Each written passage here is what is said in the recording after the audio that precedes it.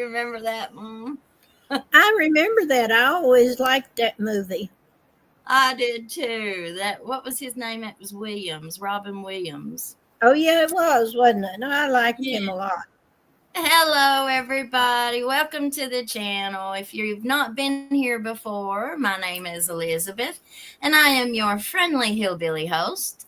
And we have my mother with us today, Miss Sweet Tater. Say hi. Well, hello, everybody. This is Sweet Tater. That's all I do is sweet things. I don't do any, I don't do any commutating or anything like that. I don't do any hesitating either. She don't do no hesitating, dictating, or agitating. She's No. just sweet. It's gonna be sweet. All right, let's see everybody come on in. Shut the door, sit down and shut the door. We're gonna talk some deputy, the uncle, and the courthouse brothel. Cat Lover says, hey. And you're calling it the courthouse brothel. Well, Pillersdorf called it the brothel. I just borrowed it. Oh, I think that's a funny thing. He was bright to think of that. Asia Roman, good morning. Salty Sleuth Investigates, good afternoon. Hello, welcome. Barbara Shell says hi. Vesper, hello to you both. Deanna Downey, hi Elizabeth, found you through Gavin Fish. Well, thank you for coming and being with us. I enjoyed being on his channel. Samantha Thompson, hello to you both. All right. Everybody's coming on in. Good afternoon from Lee County, Virginia. I like Lee County. I came through there one time. It's pretty. Yeah. Buddha Belly, hello, honey. Good to see you again. Angel Fire, hey, girl, hey. Rose Priestess, thumbs up. Awesome. Tracy Steiner, I love your channel. Elizabeth, you were mentioned on Vinnie Politan last night, so expect a call. Yes, I got an email this morning from his mod asking me if I would be interested in coming on. So hopefully we'll get those details put together. Thanks for sharing the document information. Can a non-Kentucky resident get them? Absolutely. Public records are open to anybody who puts in a public records request. I did put in a FOIA request, okay? I think the proper place to put that in at was the Attorney General's office. So as long as you put it in with the Kentucky Attorney General, from what I've seen with everyone else who has put in the request, they get the information back pretty quick. Cat Lover 33, I usually don't like lawyers too much, but I like him. Oh, Vinny, yeah. Well, what happened now? Just a little cat house? Well, so what we're going to do, I was watching a couple other channels, and one of the lawyers, I don't know his name, I'm sorry, or even the name of the channel, but he was a real popular lawyer, and he was going over this case, and he said that he didn't know who the uncle was, and that he was very interested in finding out who the uncle is. So we're going to look real quick. I want to show you guys which we went over it the other day, but there was a couple articles in the paper. So we're going to read both of them. Okay. So this is the first one. And let me see if I can make it bigger. Yes. Okay. There we go. All right. So this was September 4th, 2024. Kraft issues bench warrant for after defendant is a no-show. This is the uncle, okay? A bench warrant was issued Tuesday for a former volunteer fire chief after he failed to show up for his trial on a SMEX charge in Letcher Circuit Court. The defense attorney for Robert Wayne Bill Meade had filed a motion last week to delay the trial so he could attend a medical appointment, but Letcher Circuit Judge James W. Kraft II, Jimmy Kraft, denied the motion. When Meade did not show up for the trial, Kraft issued a warrant for his arrest. The next hearing in the case is set for Thursday at 2 p.m. to hear a motion by Commonwealth's attorney, Matt Butler, to revoke Meade's $5,000 bond and for a ruling on admissibility of evidence. Meade was indicted in September 2021 on one count of first-degree sexual abuse involving a child under 16 years old. The case has been delayed repeatedly. And that's a big thing that they love to do down there. They just delay. Now, we read this the other day too, but if you weren't with us, we're going to read it again real fast. Jury convicts fire chief. A jury has found the chief of Kings Creek Volunteer Fire Department guilty of sexually abusing a minor and recommended the maximum sentence. Robert Wayne Bill Meade was convicted Monday in a half-day trial after Commonwealth's attorney Matt Butler and Assistant Commonwealth's attorney Nick Whitaker played an audio recording for the jury that the 14-year-old victim made when she began to fear for her safety. Now, that's a very big point. She began to fear for her safety. Okay, I think that's kind of in line with what we heard on those recordings that we heard the other day from Jennifer Hill and from Sabrina Adkins. They both were asking that detective about their safety. According to testimony, Meade had told the girl he would pay her $50 to wash the fire truck so she could make money for her 8th grade dance. Now, this is how young this girl was. Once inside the darkened fire department, testimony showed he began making inappropriate comments and groped her top under her shirt. And this is an 80-year-old man, y'all. This is a dirty old man that apparently everybody knew how he behaved. The women that we heard in those recordings, Sabrina, I think it was in hers. She called Ben and told him, I just got a call from your uncle and he's a major perv. And all he did was just laugh and say, well, he can help you with your charges.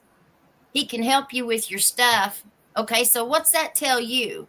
That tells me that there was somebody in that good old boys club down there at the courthouse that was friends enough with him to where he could help fix people's charges.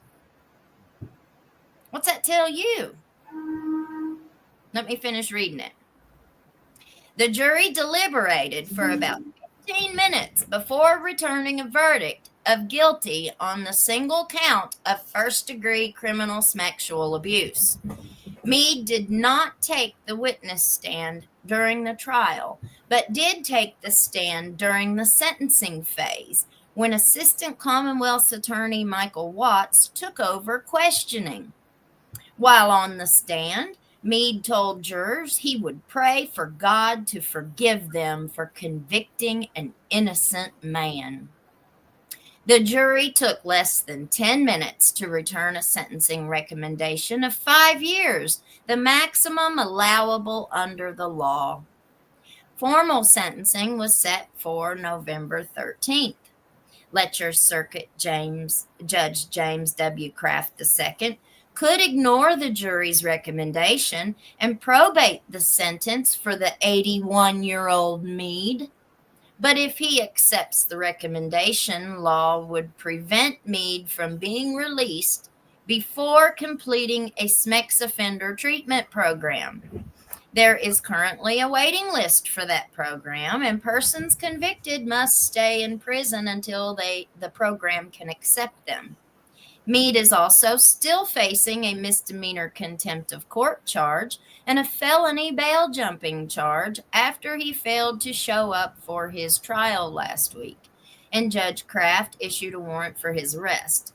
He is being held in the Letcher County Jail pending sentencing. And that was September 11th, 2024.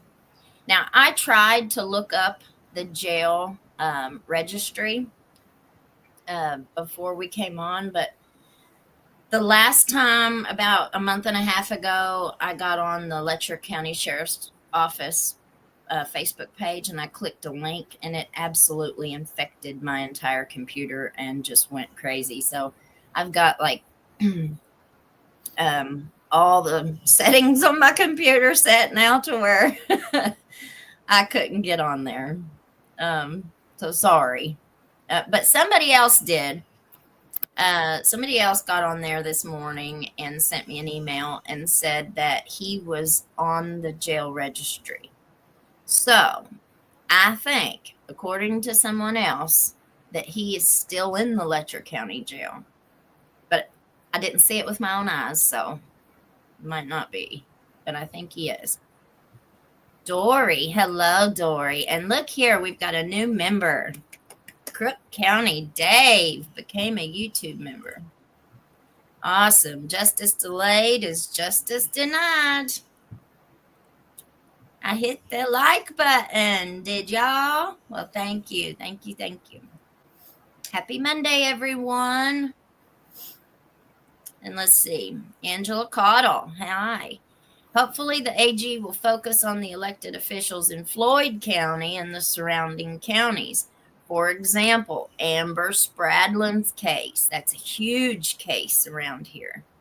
And for all the information that has been rolling out since. And if anybody's got anything that they want to send me, hillbillycrime@gmail.com. Send it to me and we'll look at it. Hello, mountain people. Oh, look at that face on there. I love it. I love it. Paula Board, I'm so happy I finally found you. I love your channel, girl. You're the bomb. Bomb diggity. Thank you, Miss Paula. You know exactly what's going on. Well, I'm trying. Okay. And then let me go over here. Now, we're going to look at this one. We also read this the other day, but we're going to read it again for anybody who wasn't with us. So this was in the Mountain Eagle, September 6th, 2023. Now, from what I understand, oh, look here. Vet Girl RW Bus. Great coverage. Job well done. Thank you so much for that super chat. So that makes you our stream sponsor. Bless you, bless you, bless you. Vet Girl RW Bus. Thank you, thank you, thank you.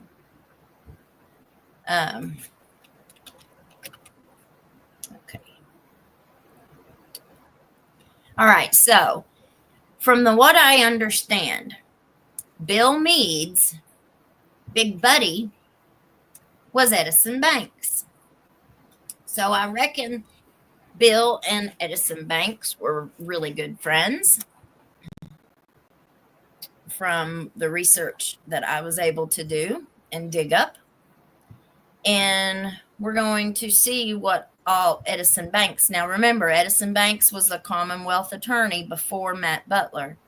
He was in that position for way over 20 years, about 25 years, 23, 25, 27, somewhere around in there. Edison has ran our felony court as prosecutor. And this happened last year. The handling of a court case involving a live-in certified nurse's aide who was arrested while driving a vehicle owned by the Letcher County Commonwealth's attorney, excuse me, is drawing questions from lawyers and others in the county. Cases have now come to light that show she has been arrested at least once before on a rug charge and pulled over and ticketed 2 days before the latest rug arrest for speeding and careless driving, also while in Banks's 2013 Tahoe. Commonwealth's attorney, Edison Banks, stepped aside in the rug case, and the Kentucky Attorney General has apparently appointed a special prosecutor from Bell County. But so far, there has been no indictment and seemingly no movement in the case. Banks has been ill for more than 3 years and has rarely been in his office or in court during that time. He recently finished a stay in a nursing home for physical rehabilitation, and this whole time he was still sitting prosecutor of Letcher County. His office referred calls to his home or cell phone, but he could not be reached at either number. And he was getting paid the entire time. What happened to our Letcher County Courthouse? Did that just put it into a stop? Did it come to a stop?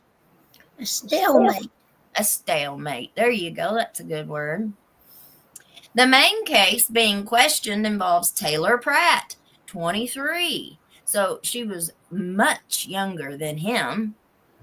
I don't know how old he was when he passed away, but he was probably in his 60s or 70s, maybe even. I'm not sure. A CNA, we'll have to look and see how old he was when he passed away. It'll tell us in his obituary. A CNA who had been living in Banks's home as a caregiver. Letcher County Deputy Sheriff Jason Adams arrested her during a traffic stop on April 19th and charged her with possession of Mary Jane, possession of rug paraphernalia, first-degree trafficking in a controlled substance, first offense, 2 grams of meth or more, first-degree possession of a controlled substance, first offense, the big H word, heroin, first-degree possession of a controlled substance, first offense, LSD, and first-degree possession of a controlled substance, drug unspecified. But it told us in a later article that, and Mickey was the one who gave the information to the paper, said that when he sent it off, it came back as the big F word, the stuff that's unaliving people. So this is how much stuff she had in our Commonwealth's attorney's vehicle, transporting it. She was driving Banks's silver Chevrolet Tahoe at the time. She was released on an unsecured $10,000 bond on conditions that she not violate any state, federal, or local laws, make all court appearance, and enroll in and complete 90 days of an inpatient rehab. Banks said at the time that she had been recommended by a friend so he could come home from a nursing home following a heart attack. And he was unaware that she had any rug problem. Well, with friends like that, who needs enemies, right? And I can guarantee you that there were a whole lot of CNAs in Letcher County that may have been a little bit closer in his age, I mean, no, you don't have to. It's not like they were a couple, but who knows? It just seems very inappropriate to me that you've got some old, sick man that is the chief prosecutor for Letcher County, Commonwealth attorney at that. And he's hiring a 23-year-old pusher to come in. Well, there's a lot of questions surrounding this that nobody ever asked. That seems a little bit odd to me. What about you guys? You think the rest of our courthouse or the rest of our that good old boys circle should have known something, or they did know something and they just never opened their mouth? Seems like that goes on a lot around here. None of the attorneys who were concerned about the case would comment publicly about the case, but questioned privately why nothing has happened. Letcher County Sheriff Mickey Stines, whose deputy made the arrest, said his office has not had anything to do with the delay and is ready to proceed. There's no favoritism, no special treatment. We'll indict her just like we do any one of the hundreds we've arrested for rugs, Stein said, but there was never no indictment ever came out. He said his office is waiting for a prosecutor to be appointed. He and others said they have been told it's been referred to the Bell County Commonwealth's attorney, but there is no entry of appearance for her in the court file. Bell County Commonwealth's attorney, Lisa Fugit, did not respond to a message left with her secretary. But while that case was reported in April, there were 2 more cases that were not discovered at that time. One was a traffic ticket issued by a Kentucky State Police 2 days before the rug arrest, charging Pratt with driving 26 miles over the speed limit and careless driving. The citation, which was not previously seen, I wonder why that is, accuses her of driving 90 miles per hour in a 55 miles per hour zone on US 23. Again, in Banks's silver SUV. She must not have had a vehicle of her own. Trooper Brandon Watts wrote that after stopping the accused, she was asked to exit the vehicle. A hypodermic syringe fell from her lap as she exited, and Brandon Watts did not arrest her. He gave her a citation. Yeah, my experience with him was not a very good one, personally, so I can absolutely see him doing this. There were hypodermic syringes in the door and in the console. I also located glass pipes, scales, torch lighters, and more syringes in a backpack. The accused also had Narcan, and he let her go. She was not arrested or cited for any rug or rug paraphernalia offenses. Of course, there's our KSP who's investigating Judge Mullins and Mickey Stein's situation. While those are the only cases in Letcher County, a statewide search shows she was arrested a year earlier in Pike County for driving under the influence, and she was charged with first-degree possession of a controlled substance, hydrocodone. Pikeville Police Department Officer Jay Lawson wrote that he warned her on the roadside, and as he was taking her into the jail, that if she had anything illegal or on her person, she would be charged for it.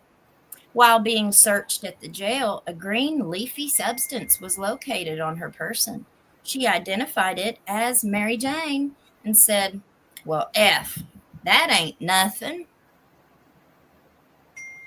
She was charged with first-degree promoting contraband as a result. After court documents were returned, undelivered twice, delaying the case, she filed a change of address with the court, but then failed to appear on April 18th, 2023. Wouldn't that be bail jumping? Or would that be contempt of court, failure to appear? One day before her arrest at Ermine, she attended pretrial in June in Pike County, and on July 20th attended court by Zoom.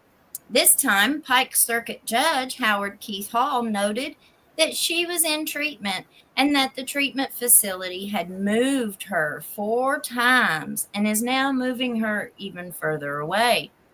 Judge Hall wrote that ARC, of course, right in the middle of the whole mess, ARC, the rehabilitation center, was to bring her to the next scheduled hearing on September 28th, and that she was to appear in person.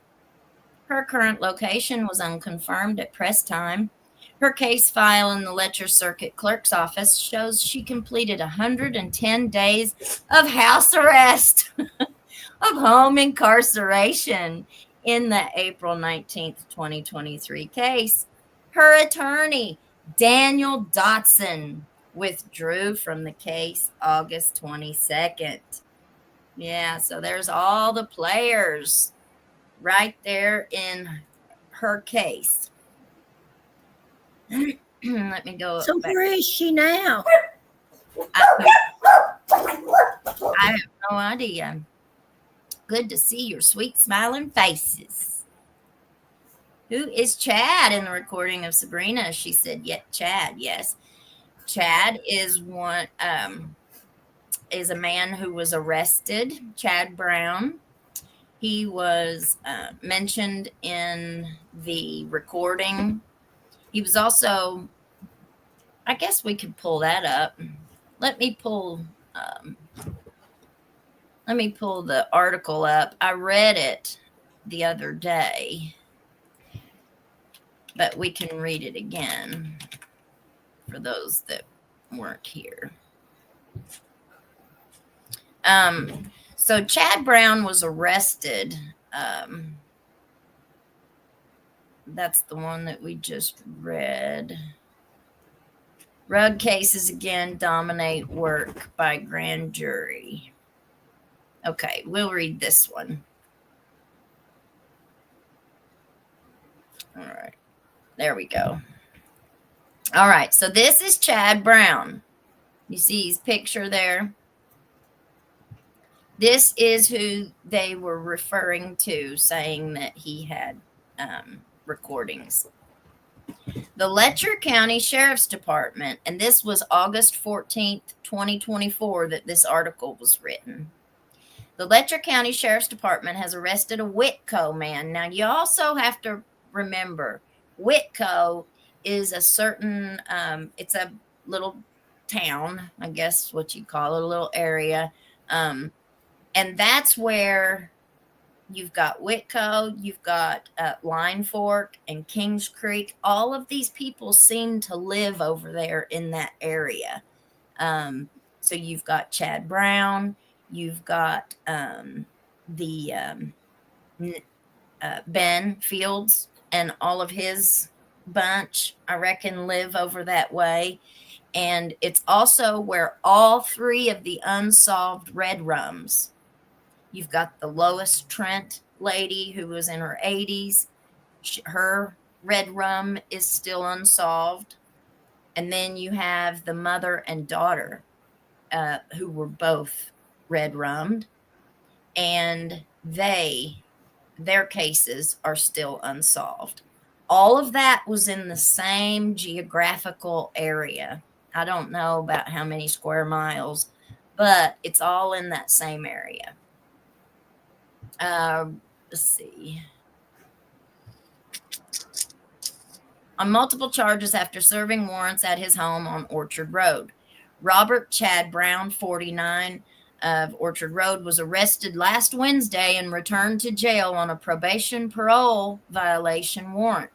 He was also charged with multiple new rug and pew-pew charges. The incident occurred about 6 p.m. August 7th, when Deputy Sheriff James Norris received a tip. Now, it makes me wonder if they had already heard that Chad possibly had some recordings of this, why were they going to hunt him down? Because they received a tip that Brown, Julian Smith, Carlos Bentley all had active arrest warrants and were at the address on Orchard Road. Norris wrote in the citation that when he and Whitesburg police officers Seth Whitaker and Ethan Brown arrived, a man ran out of the back of the house and into the woods, and officers heard others saying, "It's the law, it's the law," from inside.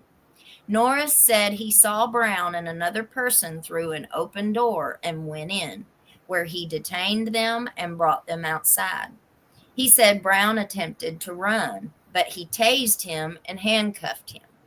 He said a female who was detained confirmed that the man who ran was Bentley.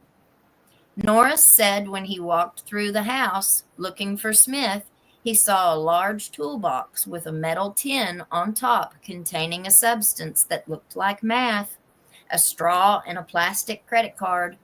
He said he contacted Letcher Commonwealth's attorney, Matt Butler, who advised him to get a search warrant. He said when he obtained the warrant, he and Sheriff Mickey Stines returned to the scene and found more of the suspected meth, a white powder that tested positive for the big F word that unalives people, and an assortment of medications that he could not identify in a plastic bag. In all, the citation says the officers confiscated 180 grams, that is 6.3 ounces, of suspected meth, 12 grams of the F word, several medications, 2 pew-pews, and electronic scales in plastic bags. Brown was charged with first-degree trafficking in a controlled substance, meth, second or greater offense, trafficking in a controlled substance, carfentanil, the F word, or derivatives, first offense, possession of a pew-pew by a convicted felon, and possession of rug paraphernalia. Now, you tell me why his offense is so much worse than that little girl's that we just read, and she didn't get nothing. She didn't even get indicted. But she had just as much, well, maybe not as much weight, but who knows how much weight she had, because it didn't tell it. She didn't get arrested. He was lodged in the Letcher County Jail. I wonder if Trooper Brandon Watts even confiscated all of the syringes that he found in her vehicle, because it don't sound like he did. He was lodged in the Letcher County Jail and then transferred to Harlan County Jail as a state prisoner. Bentley and Smith were not caught and remain at large. Bentley was arrested in 2020 on multiple charges, most of which were motor vehicle violations. He was sentenced to 5 years in prison for possession of a pew-pew by a convicted felon and 365 days for failure to register transfer of a motor vehicle, and was released later on supervised parole.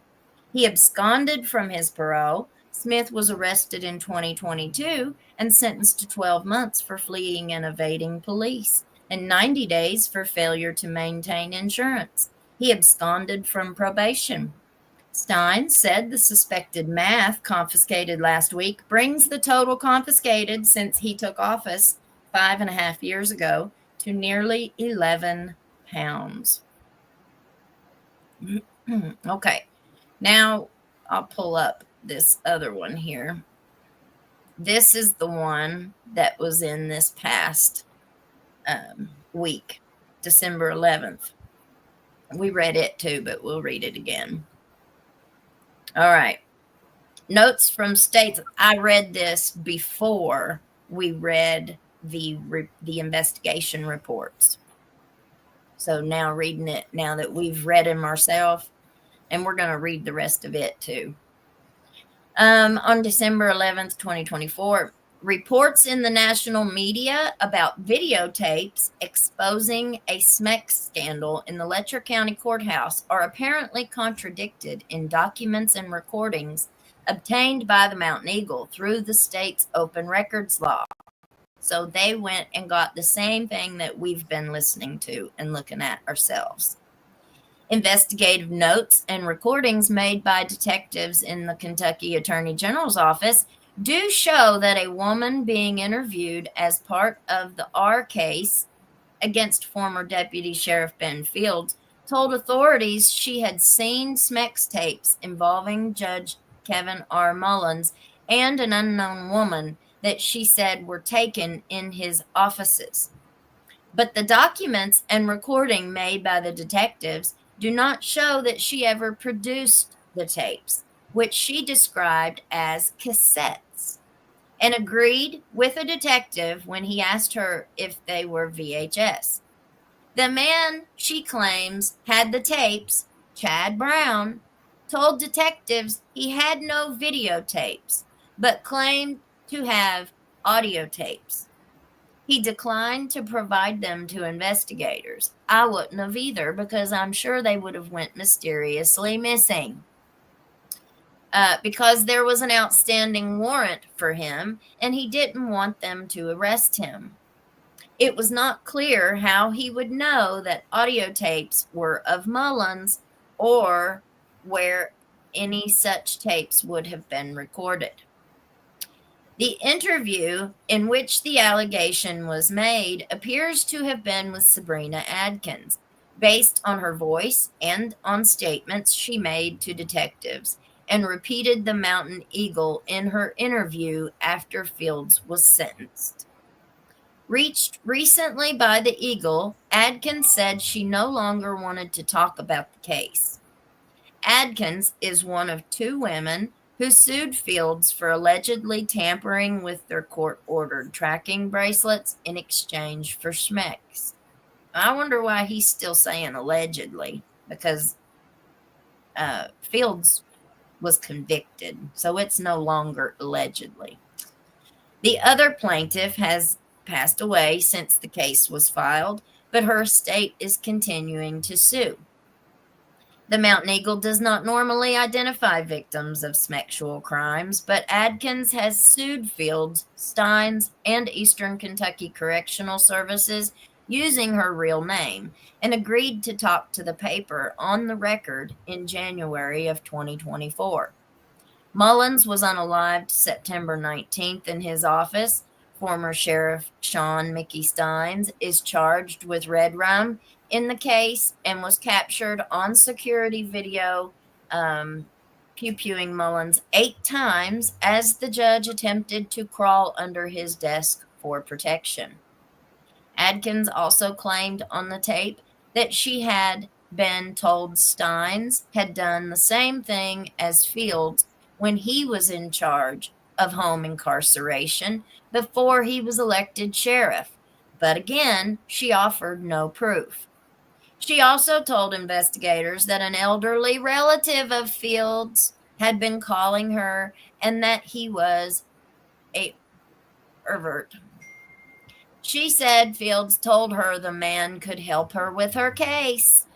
She told detectives she had Smex with him and that he paid her afterwards. Oh, Mountain Eagle, you had to put that in there, didn't you? The relative has never been charged with anything in that case. Yeah, I know, because Smeck's trafficking in Letcher County, we can't have any of our officials. If they started looking into that, I'm sure it would spread to others. All right, Zelma, what do you think about everything we just read? Oh, I just think it's awful. That's just all I can say. You expect a little bit better out of people in those positions that have control over your life. I mean, they have control over our lives.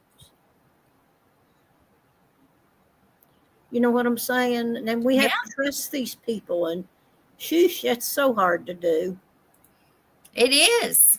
It's absolutely hard to do. So many people are drawn to law enforcement out of the need to have power and control over others. You know, I mean, Ben Fields was basically running his own, I mean, like whenever he would get somebody out on house arrest and proposition them, then he had access to everything that they did. He had access to their homes. He had access to where they were, if they had to go anywhere, or they said if they needed to do anything or go anywhere, they had to call and ask for permission. And he had GPS coordinates on their every move, you know, and take, like, I don't know, he had all power and control. Like he was playing judge, jailer, and probation officer. Well, you know, those women that went off and got them an attorney, you know, you have to really admire them for having enough guts to do that, because they probably had no money. No, and what lawyer was even going to take the case? I mean, we don't know if Ned was the first one that they spoke to or not, you know.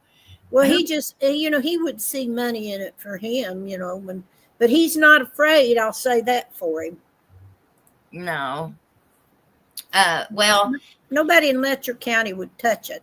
Absolutely not. And anytime, it didn't even have to be something like this. Anytime anybody needed an attorney for something that was serious, you had to go out of this area. You had to go out of this area. The only person that people went to is old DD.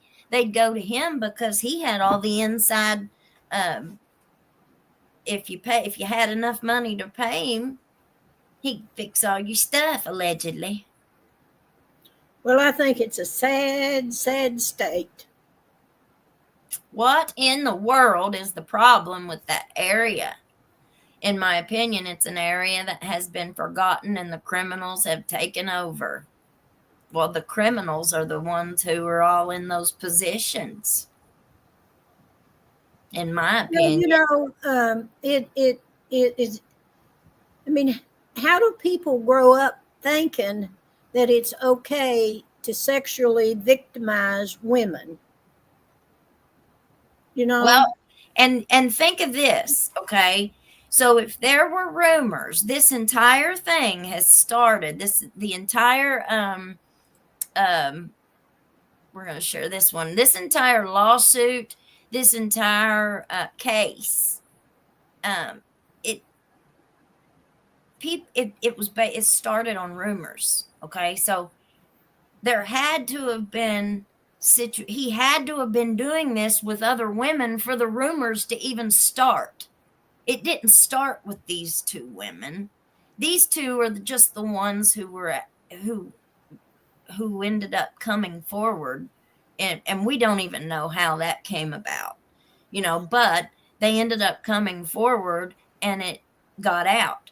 But for the rumors to have been in place, for them to have heard them in the first place, this behavior was going on before that. So now, how is the man, I forget his name now, connected to Ben Fields that grabbed the breasts of the little 14-year-old at the... That's his uncle. That's his uncle. And what was his name again? Do you remember? Yep, Bill Meade. There he is. That's a picture of him. Oh, I remember him. I heard gossip about him about 4 or 5 years ago. Well, and it says in this that he was indicted in 2021. So this case that he was charged with this 14-year-old girl, that's sick. I'm sorry, but that's sick. You don't trap a little coax this little girl in saying you're going to give her money for her 8th grade dance if she washes a fire truck, and then traps her in a darkened fire department. You know how them fire departments are set. They've got Now, which one was he at? at Kings Creek up in Lime Fork. Yeah, yeah. I remember him. I was on some committees with him one time. Oh, I'm sure he was just a big wig. He Well, was he had a lot of influence. I'll say that. I wonder how much influence he's got now sitting in Letcher County Jail. Is he in the jail now? I think so. He used to do a great big Christmas event at that fire department. Wolves in sheep's clothing, Mommy. They're everywhere. And to think my current area of Arkansas has never not had this type of corruption and drama. I think it's probably everywhere. And for it to be so male dominated, even our Kentucky Attorney General's office, why did they not send a woman to interview those victims? Because we see in the recordings exactly how they were spoken to, how they were treated. And then we saw how he went and spoke and treated Ben Fields. Now, I've had several comments be like, well, he was just being nice and buddy to him to get him to confess. Okay, I hear that. I do. I hear that loud and clear. But there's still no excuse for the way that they spoke to the victims. He was so much more buddy with Ben than he was with those women. And he colored the entire investigation around them having a mutual, consensual relationship. Even though he was charged with the big R word, it doesn't matter. He still colored the entire investigation in the recordings, and he did it in his written reports. And I don't think that's very cool. I don't think that's cool. Well, it's not fair. Just my opinion.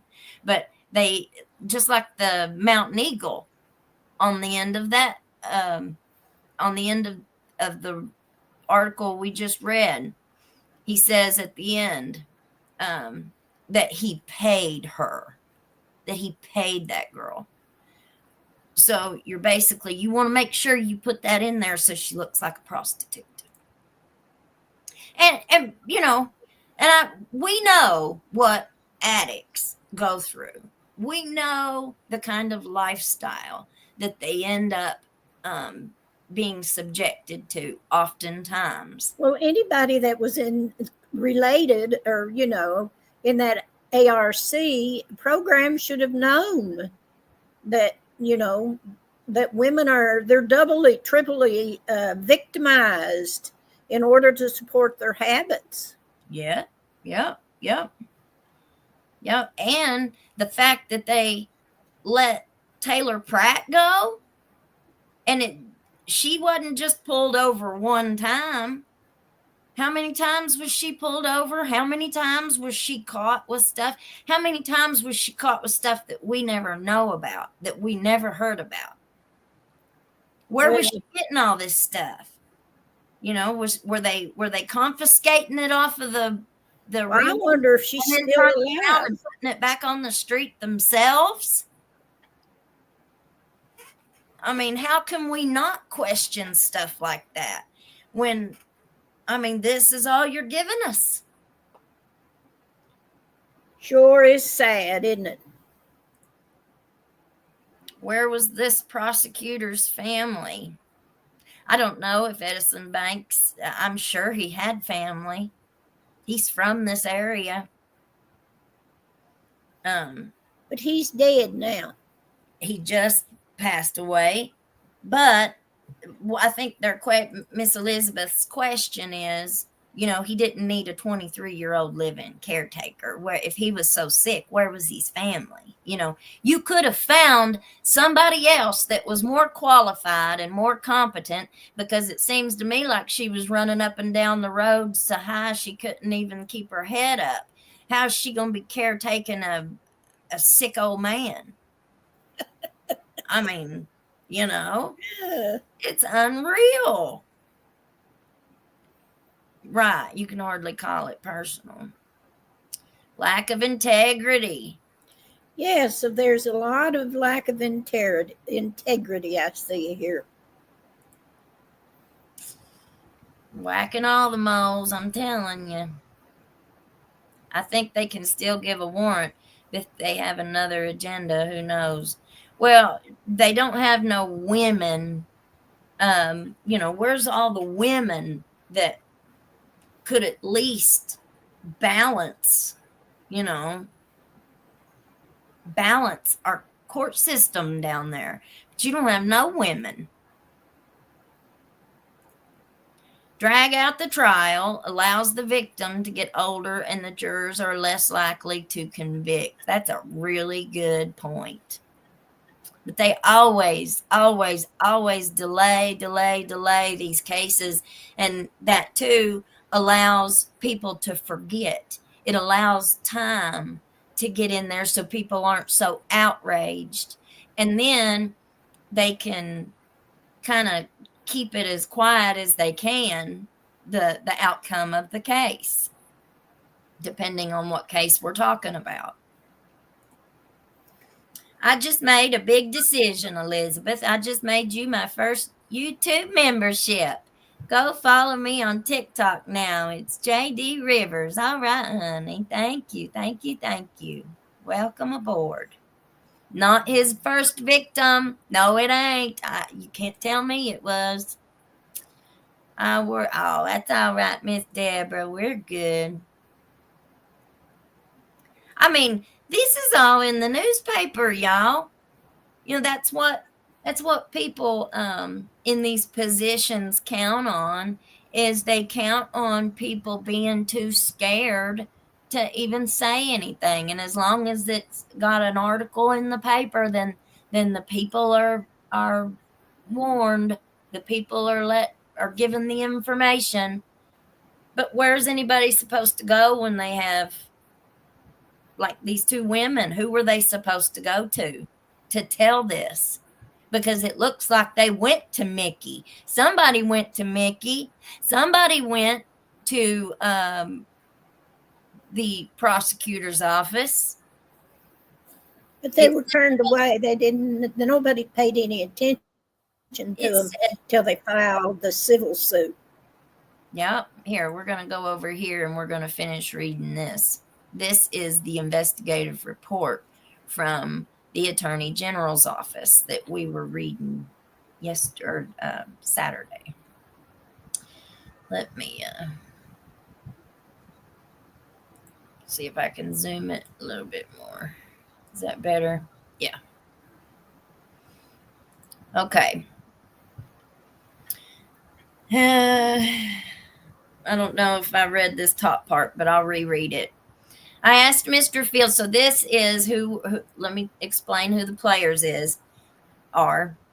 So you've got Detective Matt Easter, who is the Kentucky Attorney General detective who investigated this case with Ben Fields. This is his report that he wrote for this case, to prosecute this case. I asked Mr. Fields if he had ever had schmecks with her, and he said no. After talking to Mr. Fields a little more, he said that he knew deactivating her monitor was not right, and he felt that was a crime. He later admitted that he did have sexual intercourse with the victim once in the bathroom at the courthouse. He explained that he removed the ankle monitor from her since it was deactivated, but gave her a monitor to keep so she would not get in trouble. Mr. Fields explained further that her boyfriend obtained an EPO on her, so she wanted a monitor. I asked him, now remember, this is where the judge was asking Ben, because he had gotten a report of this EPO against her. And she wasn't supposed to have left her house. She was supposed to be at her house on house arrest.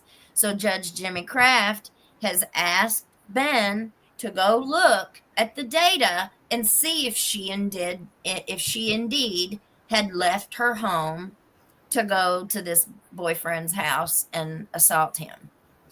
And if she did, he allegedly told Ben to file an escape warrant on her.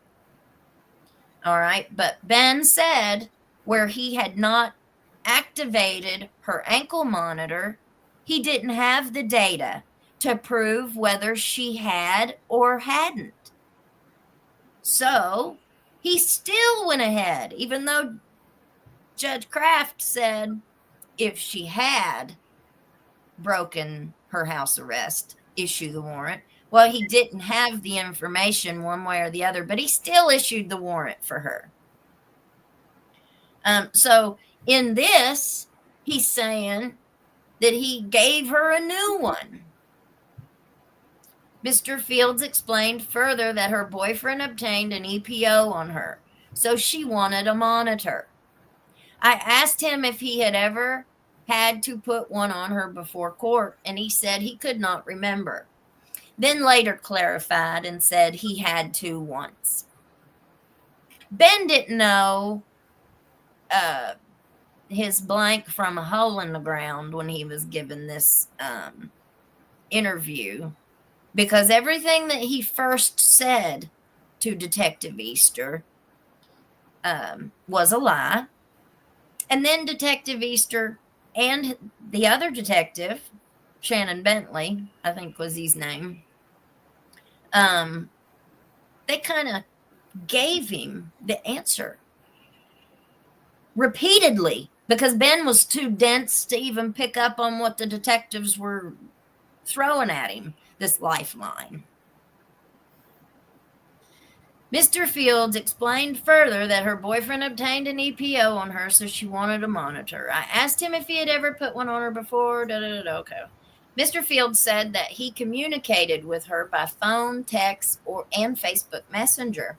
He said that he deleted everything he had on his phone and his Facebook account in reference to her. Well, of course, remember, he's married. He sure didn't want his wife going through there and seeing it.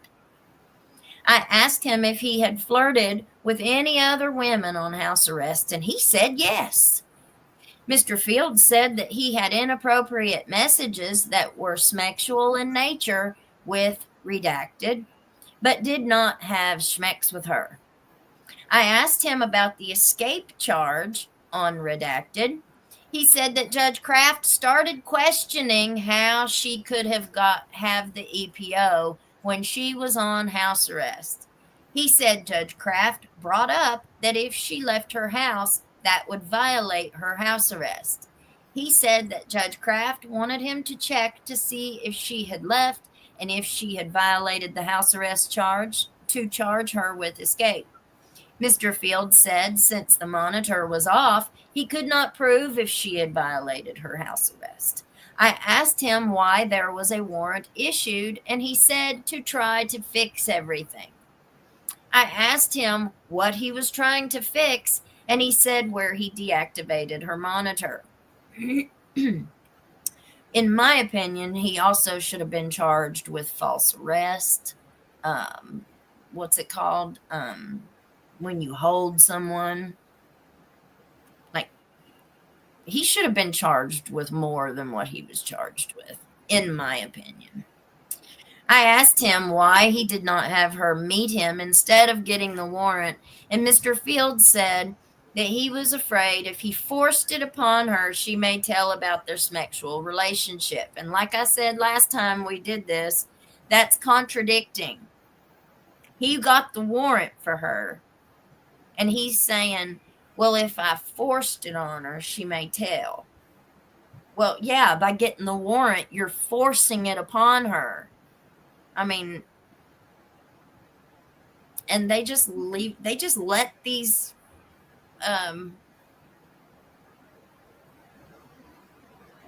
instances where things aren't matching up, they just let them go. Like they just blow right on past them, the investigators, in my opinion. Mr. Field said that he did not know blank prior to her being placed on house arrest. He went on to say that he probably would have not met her if she had not been on house arrest. I asked him again if what he had just discussed was his truthful statement and was free and willing, and he said yes. He said that he did wrong, but did not forcefully R her. I think that's very interesting that detective put that in there. He said that he did wrong, but did not forcefully R her. Well, that's just what he said. Anybody that has any kind of conscience whatsoever can read that and know that she was forced. It may not have been, tied her up and thrown her down, but it was still force. Well, that's what that cop kept saying during that interview. I don't think you R'd her, man. I know you didn't do that, man. You're too good of a dude, man. I've done heard all about you, man. You're a good dude. Well, but that might have been just his, I know. But it's still just an attitude problem that I find that is directed towards women in general. And I keep on saying that. Like this sentence, he said that he did wrong, but did not forcefully R her. Like, what he did was wrong, yeah, but it wasn't this. What he did was wrong, but it's not as bad as this. Well, they probably mistreat dogs too. He said Miss Stockham did not have any knowledge of what went on, and that is Patty. That would be the lady who was over the monitoring company that he contacted about the inmates. Mr. Field said the house arrest job was separate from the sheriff's office, even though he was in uniform when he met the individuals, and he was acting as a deputy. He would bring all of his cop buddies with him anytime he needed them to. So the way that he did say that in that interview too, it was kind of like, oh yeah, and I need to make sure I put I don't know, just to me it sounded like somebody had told him to make sure to say that. Like at the end of the interview, he's like, oh, I just want to let you know that Patty didn't have nothing to do with it, and this ain't got nothing to do with the sheriff's office, man. This is only a summary of the interview. The interview was audio recorded and will be listed as attachment 1. Okay. Let me see if I can get over to one of these other pages. I can't figure out how all this stuff is so interconnected. Well, it's just, they're all buddies. They're all buddies. They're co-workers and friends, relatives. Okay, so this was one of the other things I wanted to read. This is the disposition. I had said in a prior video that it didn't look to me like there was any denials. Like he pled guilty to this. I didn't see him deny anything, and it didn't even look to me like they had done any kind of negotiation on these charges, because he was charged with pretty much, big charges. But I was wrong on that, because it says in here that they did mediation and all kinds of stuff. So this, excuse me. Bless you. This is the indictment, order on disposition of evidence. The defendant, having entered a plea of guilty and final judgment, bless you, having been entered January 17th, 2024, and the court being sufficiently advised, it is hereby ordered that evidence. Oh, no, that was the wrong one.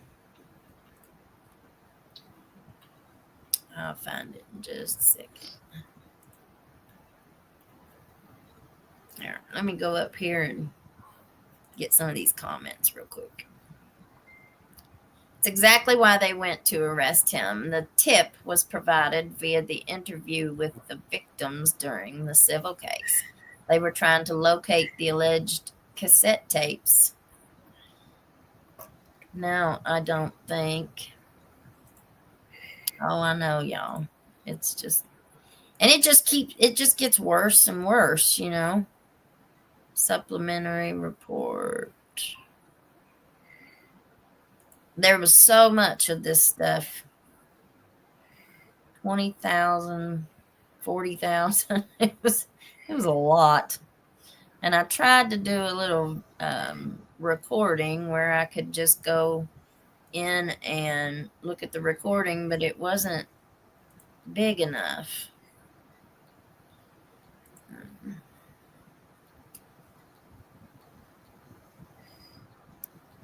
Okay, that was about Bethany Baxter. Attorney Bethany Baxter wrote a formal, that was the beginning of the investigation. Let me go up here. Old Robin Williams said it best. It's just a big club and you ain't in it. I see you. Howdy, friend. NTCY. This stuff is crazy. They are doing great coverage, but this stuff is unbelievable. Yep. Yeah, I've been listening at night trying to catch up. I just looked up that paper, and who is dude that SA'd people with 44 counts and no jail time? Yes. That's one of the cases that I've been following too. We're going to look at that one as well. I've already done some videos on that case, but that goes to show you how many. Let me go ahead and pull that one on up now, since I'm having trouble finding that other. And all right, guys. Businessman escapes time in jail after pleading guilty to sex crimes with minors. And if you look at the date, November 27th, 2024. This is Patrick Little. He owns a music store, a business that sells like outbuildings. And he has propane gas tanks, the big tanks on his lot that you can go in and get your tanks filled up. 51, so he was around the same age that Kevin Mullins was. So I'm just comparing their ages. But they were around about the same age, so they've probably known each other for a very long time. And that entire circle, that good old boy circle, they love musicians. A Letcher County businessman who had been charged in 44 indictments involving sexual contact with minors will serve no time in prison. His victims, there were 2 within a 9-month period of time. One of them from the charges. The charges were from a 9-month period of time. But we don't know anything beyond that.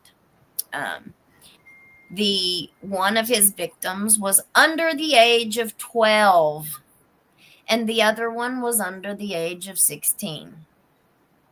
And he will serve no time in prison, thanks to our lovely, lovely prosecutors in Whitesburg, Kentucky. Patrick Little, 51, of Russell's Drive, Jenkins, signed off February 14th on a plea agreement for 2 charges of first-degree sexual abuse, but it was just filed in Letcher Circuit Court in May. One of the charges in the agreement involves a child under 12 years old. The other involves a child under 16. The acts allegedly took place from October to July of 2022. Letcher Circuit Judge James W. Kraft II, so that's our Judge Jimmy Kraft. I'm very disappointed that he signed off on this. Signed off on the plea agreement last week, giving Little 5 years probation on each of the 2 charges to run concurrently at the same time. He will be on home incarceration, because we have such a wonderful system here in Letcher County, for 5 years as part of his sentence. And who, pray tell, has ever heard of a 5-year felony recommended sentence on house arrest and work release? Because I've never heard of this. The mother of the 2 children was furious about the sentence. On her Facebook page, she posted, "No jail time for what he did. Please, please keep your children away from him. He is a wolf in sheep's clothing. What he got for sentencing will never be enough for what he has done to the mama and her kids. Forever changed their lives." Now, wouldn't you have to have, I mean, you would think that a prosecutor would at least have consulted the victim's family before even attempting something like this. But no. Our Kentucky Attorney General decided, instead of appointing a Commonwealth's attorney from a different county, which, like Taylor Pratt, a lot of good it did appointing Bell County's Commonwealth attorney, because she wouldn't even return a call. She never even prosecuted the case.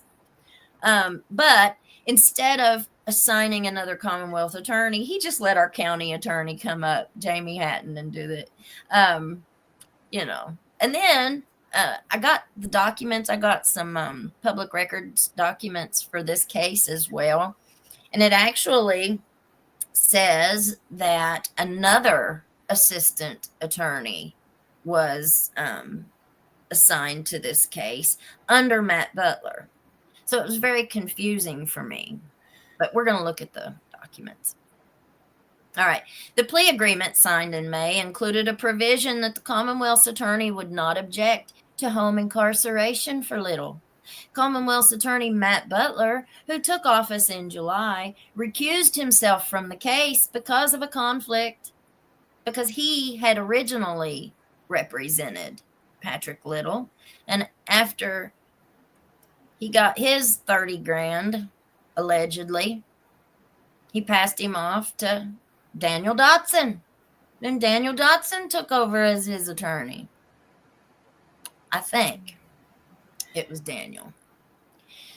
The charge of first-degree sexual, let's see. Commonwealth's attorney Matt Butler, who took office in July, recused himself because of a conflict, and county attorney Jamie Hatton is prosecuting it now. Sentencing was set for last month, but was delayed while attorneys determined whether the plea agreement is allowable under the minimum sentencing guidelines set in the new Safer Kentucky Act, which he was not supposed to be allowed, because a first-degree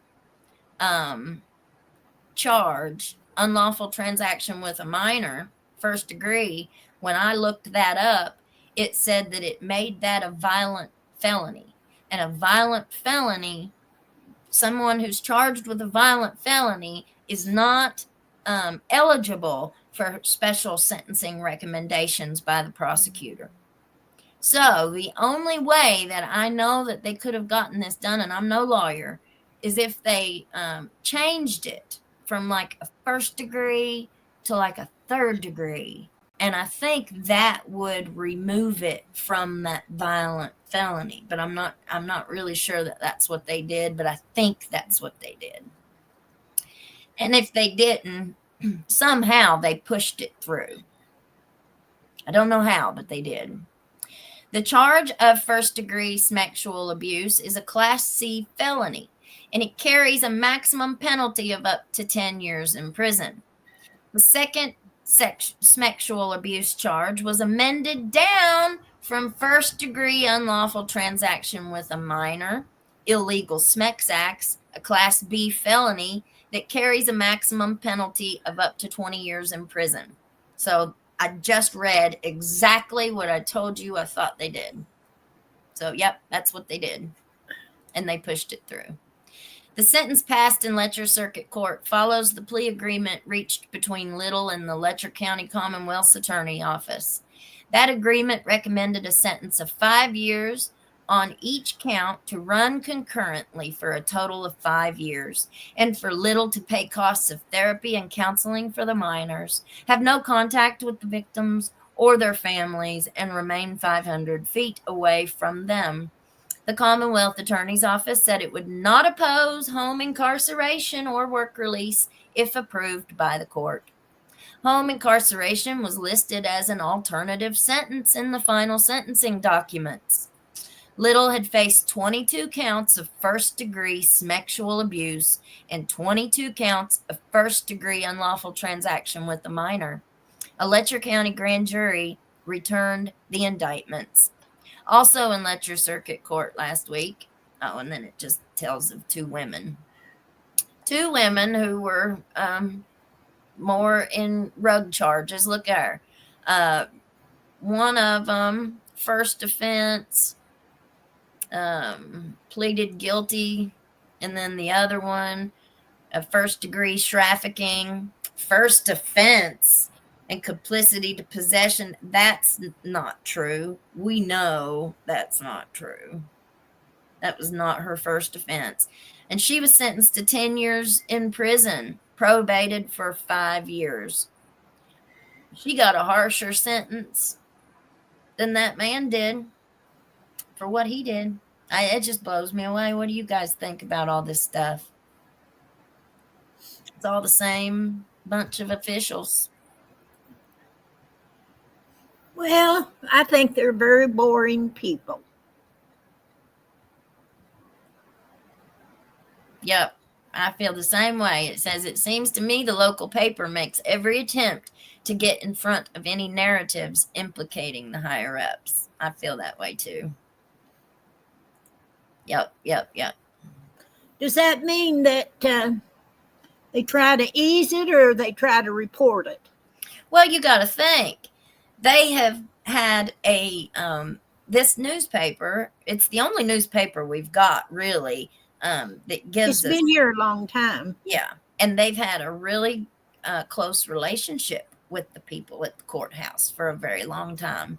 So I'm sure they have lots of sources, and they've become real good friends with them. And they're not going to put anything in the newspaper that's going to disparage one of their friends, or if one of them has asked them not to. I can see them doing that. You crack me up. Is your sound off? I get so upset and I cannot mask it when I read this stuff. Well, but they've always been known as a liberal newspaper. Yeah. Well, I just mean all the corruption and the bad behavior from all these people down there. Well, it seems like they report it. Well, I know. I'm just meaning me getting upset over these people who do these bad things. Let's see, who is the judge covering that area now?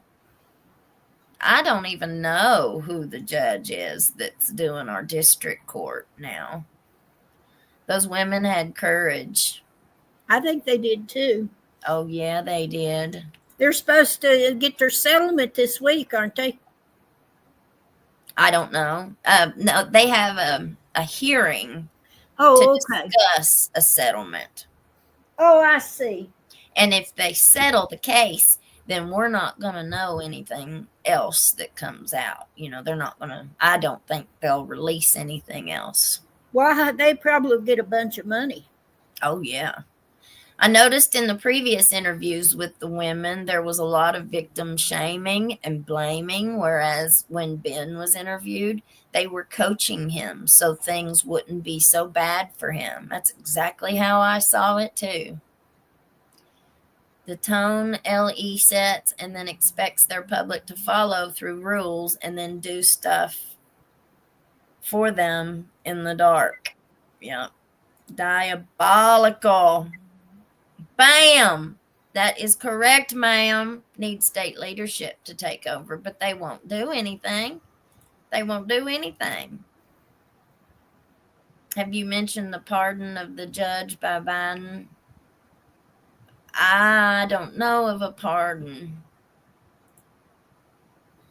Personally, I think Mickey should get life. Well, and how all of this is related, That's what I keep wondering is, it was like a mushroom cloud. You know what I'm saying? It just, and that's what I just don't know. And then it became a focus point when the pew pew occurred. Yeah. Or whatever you call it. Listen, every bit of this stuff has happened, and nobody had any kind of platform. Nobody had any avenue to even have any of these kinds of discussions. Nobody was talking about any of this stuff on Facebook. I can tell you there wasn't nobody putting up a big Facebook post asking anybody what they thought about the situation. People are afraid. People are I'm just dummy enough to talk about it all. Well, they don't want involved in it because, the attitudes that we have towards bang bangs or whatever I'm supposed to call them, with so many people think it's just fine to have one of them things and go out and do something with it, whether it be a dog or a human or your wife. I mean, it's just awful. It's an attitude thing. And it's the same way about women, like, well, those women could have said no. Well, the way they could have, that's true. But they probably were not immune to doing sex favors in exchange for drugs. So to do sex favors in change for not having a monitor on you was, it's just part of what they did. Well, they were down in the gutter. Yeah. And because of their disease. It's a disease. And he chose women who were at their lowest. Well, they could probably look at them and see which ones that were vulnerable or which ones might agree to such doings. Well, and Jennifer Hill, I think it was, in her interview, she said they let her out of jail on Friday, and he propositioned her as she was getting out of jail. He said, if you ever can't pay for your monitor, you let me know and we can work something out. And she was like, huh? What are you talking about? And he said, well, we can work something out. And she was like, well, no, thank you. My husband can pay for my bracelet. And she said, I didn't, he was a cop. I wasn't thinking that they'd do stuff like that. And she said Monday he was at her house to arrest her and take her back to jail because she turned him down. So the next time she got out on house arrest, he did the same thing to her again. And this time she knew to play ball. So I don't know how in the world that investigator can write those reports up as that they just developed some romantic relationship, and it just so happened that she got put on house arrest, and so he was just going to help his girlfriend out some. No, that's not the narrative on how this happened. That is not what the victim said. I had somebody that I know and sort of respect, or at least I did, said they knew that you were doing these. And they said, well, those women just got what they deserved. And I said, what are you talking about? Nobody deserves that. They could have said no. I mean, that's how people feel. And I don't know if it's just this area or if it's all over the place, but Lordy, Lordy, nobody deserves that. And look here, Starboy glows. The prosecutor was also working for years, making a lot of money, and never really even showing up to court. Yeah, he was too sick for 3 years. He could barely show up, but yet he was still getting his payday. Well, he was sick. I saw him. Oh, I know. I saw him in court. He could barely walk. He could barely sit at the table. I couldn't believe they even had him in there. But that's what I'm saying. What's this? I saw that FBI request in the paper. That's interesting. I saw that FBI request in the paper from August 2024. That's interesting. Yes. So this is the other part of this story. Okay. So the FBI put out a, let's see here. Let's read it. The FBI put out a request for anybody who had any information, because the FBI is investigating ARC. Now, ARC is the rehab that Judge Mullins or Letcher County uses as their go-to inpatient rehab. So this ARC is the one that the preacher worked for. If any of y'all have heard about the preacher man, the preacher worked for ARC, and there was a whole lot of money. Now, what is the top thing that you do in an investigation? Follow the money, y'all. October 23rd, 2024. So this article just came out a couple months ago. The Kentucky Attorney General's office is still investigating addiction recovery care, despite Attorney General Russell Coleman and his chief deputy announcing that they were stepping down from the matters involving the company. Our Kentucky Attorney General went to school with the CEO of ARC. They're all law school buddies. The CEO of this rehab place, ARC, his profession is an attorney, but he quit being an attorney to run ARC. So if that tells you how much more money he was making. Coleman and Deputy Attorney General Robert M. Duncan Jr. both recused themselves from matters involving ARC in July, shortly before the Federal Bureau of Investigation announced it was investigating the company for alleged Medicaid fraud. But last week, investigators with Coleman's office were in Whitesburg interviewing persons about ARC and making sure their own contact information was put out on social media. Kevin Grout, spokesman for Coleman's office, did not respond to detailed questions emailed to his work address. Coleman was U.S. Attorney for the Western District of Kentucky and Duncan was U.S. Attorney for the Eastern District of Kentucky. Both were appointed by former President Donald Trump in 2017, and both resigned after President Joe Biden took office in 2021.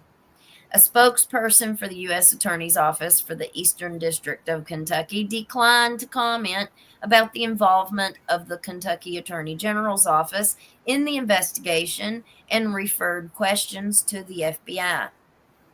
I work for the U.S. Attorney's Office for the Eastern District of Kentucky, and I cannot comment on the potential of any ongoing investigations. I also will not speak for the FBI. Public Affairs Officer Gabrielle Dudgeon said. Sarah Anderson, spokesperson for the FBI Louisville Field Office, encouraged persons with information about ARC to contact their office. Due to this being an ongoing investigation, we cannot comment at this time, Anderson said. We'd like to continue to point individuals towards the online tip form on our website if they believe they have information relevant to our investigation. Coleman, who was elected Attorney General in 2022, worked for the law firm of Frost, Brown, Todd after leaving his government job and focused on government and internal investigations. Coleman was a law school classmate of Tim Robinson, founder of ARC, and has been the beneficiary of political contributions and political fundraisers hosted by Robinson. Robinson made substantial donations to candidates from both parties who was in power. Duncan took a position with the Dinsmore law firm in Lexington after resigning as U.S. Attorney. He was a childhood friend of Robinson and performed paid legal work for ARC during the time he worked for Dinsmore. All of these people are connected, y'all. All of them. ARC formerly had a residential facility at Goose Creek in Letcher County. That's in Neon, right up the road from my mommy's house. But that has been closed since at least July 2022. The company announced last week that it is temporarily closing 4 more facilities. Cinnabel in Catlettsburg, Lake Hills Oasis in Somerset, Beth's Blessing in Tyner, and Bell Grove Springs in Wallingford as a result of Medicaid reimbursement cuts, even though they made $180 million last year. ARC is the largest provider of drug and alcohol treatment in the state. According to the nonprofit Kentucky Lantern, Robinson, his corporations, and employees have made at least $570,000 in contributions. That's just political contributions to Kentucky political causes and candidates over the past 10 years. So that's over $500,000. His company began as a single residential treatment house and now has about 1,800 residential beds as well as outpatient clinics. Last year, it received $130 million. So I was wrong. I'm sorry. Not 180. It was $130 million in Kentucky Medicaid payments. So if you have a whole county court that is sending you all of their rehab people, that's a big chunk. All right. You got anything you want to say, Mommy? No, it's just all, It is. it's just all sad. It is very, very sad. Eastern Kentucky and elected officials. Yeah, we're going to do some more digging on this stuff, y'all. I've got some public records that have come back on the Patrick Little case, but I can't find, in most of these cases, they at least give you some kind of a context, for why they were arrested. Like the Bill Meade, it says there was a 14-year-old girl who was lured there. It told the context of why he was being arrested. With the Patrick Little case, I can't find anything. I cannot find anything anywhere except for his charges. That's it. That's all the newspaper will put out. That's all the courts put out. It's all that I can find is just the charges. It won't. And every other case at least gives you some kind of a context for why this person is being charged with this. Not for Patrick Little. I can't find it anywhere. In uniform, but not in an official capacity. Okay, exactly. So Ben Fields was always in his sheriff's deputy uniform, but he keeps trying to say that, the sheriff's department didn't have anything to do with it. Right. Because it's the good old boy syndrome. Yeah.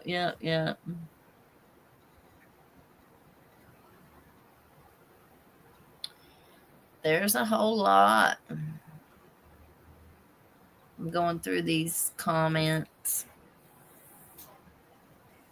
Where is the commissioners in that area that overlooks we don't have commissioners here. Who was supposed to be looking over Ben while he was over the house arrest? The judges? I mean, who was supposed to be over him? Because he wasn't trained for nothing. He said Mickey told him how to hook up the monitors, the ankle bracelets, but it doesn't look to me like he was given any kind of procedure manual. He wasn't given anything. They just turned him loose with all that power and authority. That's insane. Absolutely insane. Thank you, Ada Shaw. Thank you, honey. Thank you.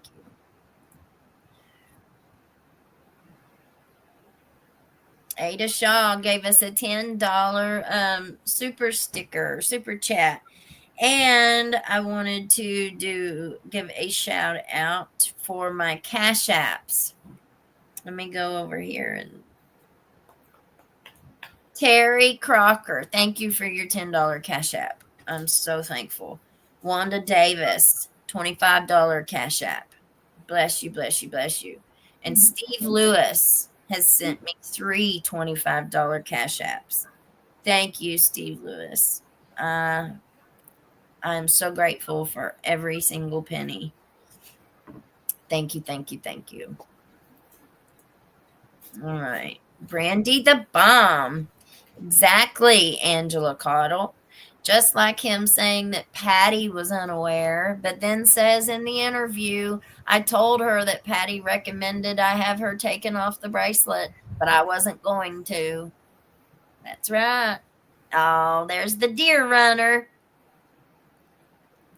There's the deer runner, Brad. I don't know if Brad's with us tonight or today, but that's his little deer runner dog.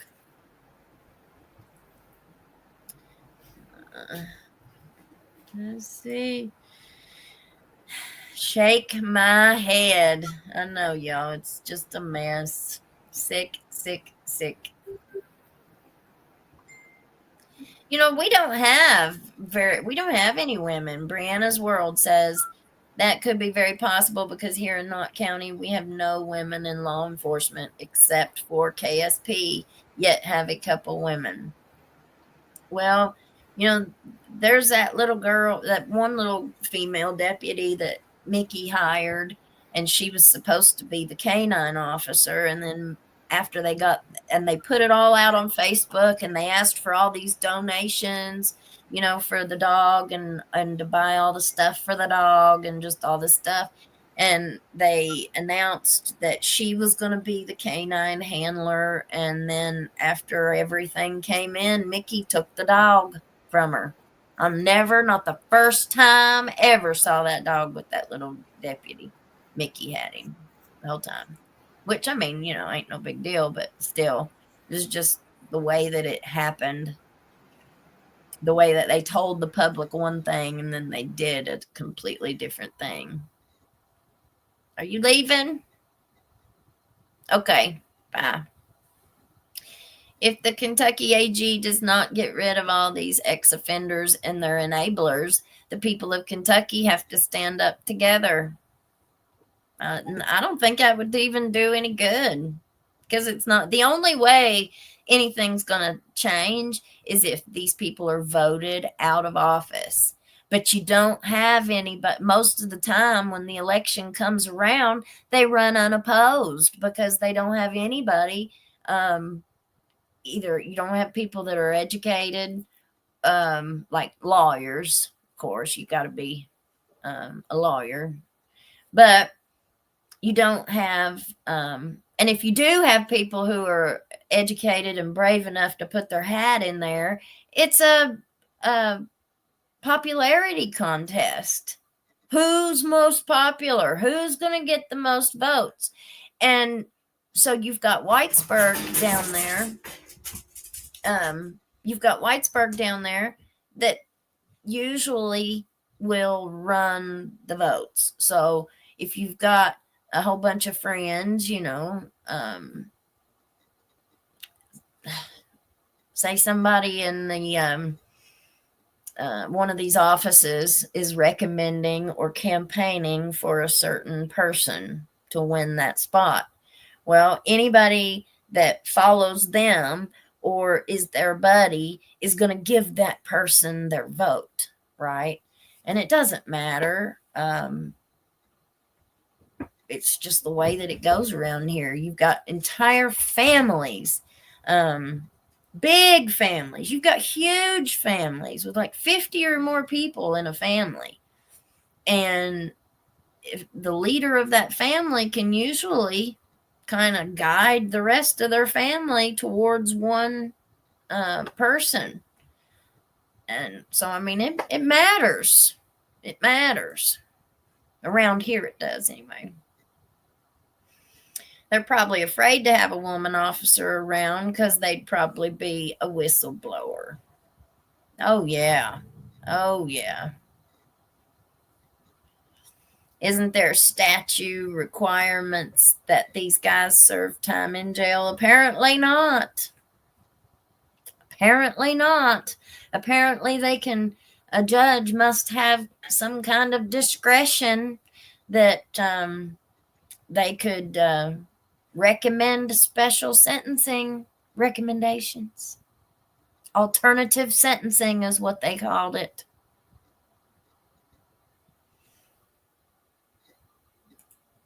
Yeah, work release.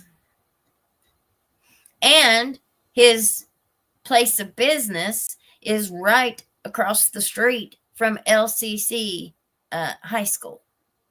So how's that work? How do you, it didn't say anything in there about registering as a SMEX offender. Which he should have to. So if he does register, how can he work right across the street from the high school? And he's been there ever since these charges happened. I'm probably pretty sure it has to be a conviction, not just charges. But now he's been sentenced. Now he's took the plea bargain. Now he's convicted. Hardly nobody realized that Judge Mullins also worked here in Knott County too. I'm sure the judges kind of probably had to go in the surrounding counties. Like since Judge Mullins has been unalived, they've had the Pike County judge I know has come over and worked. I don't know which one, or if they're the only one that's been over here, but I just don't know how that all works. Sheriff is a vigilante when he didn't need to be.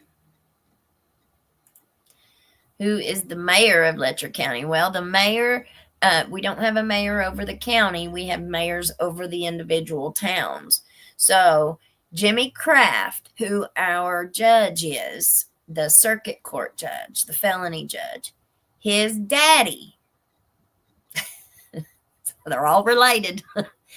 His daddy used to be a prosecutor. His daddy was an attorney, and his daddy was James Wiley Kraft. Well, James Wiley Kraft became the mayor of Whitesburg, and he was probably the mayor for a very, very long time.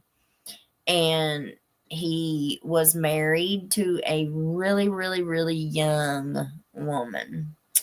And after he passed away, in the last couple of years, I'm not sure when he passed, but it was in the last couple of years. As soon as he passed away, they all voted to make his wife mayor. So now they have a beauty queen mayor down in Whitesburg.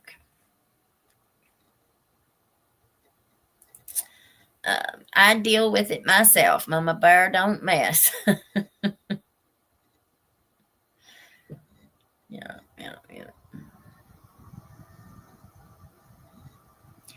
Yeah, there's not anything that was said in those audio tapes. That's all that it was allegations. We don't have really any video proof. We don't have video evidence. I mean, we have it of Mickey, what Mickey did with Judge, but we don't have any against Ben. But he confessed,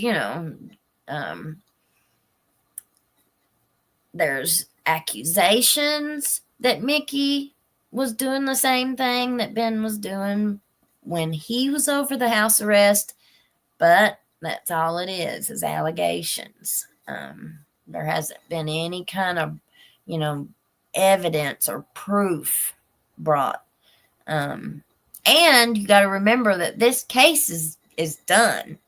The Ben Fields case is over with. Over and done. He got 6 months in jail. And they went to mediation.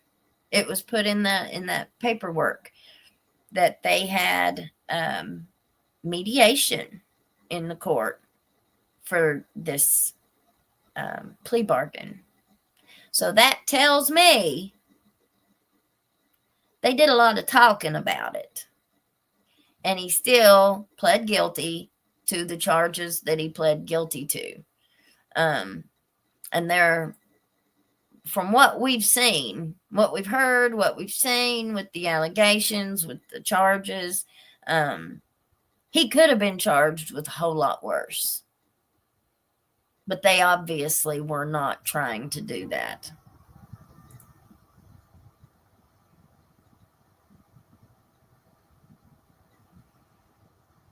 Right. Usually plea agreement is lesser than the original charge. And it wasn't. He pled guilty.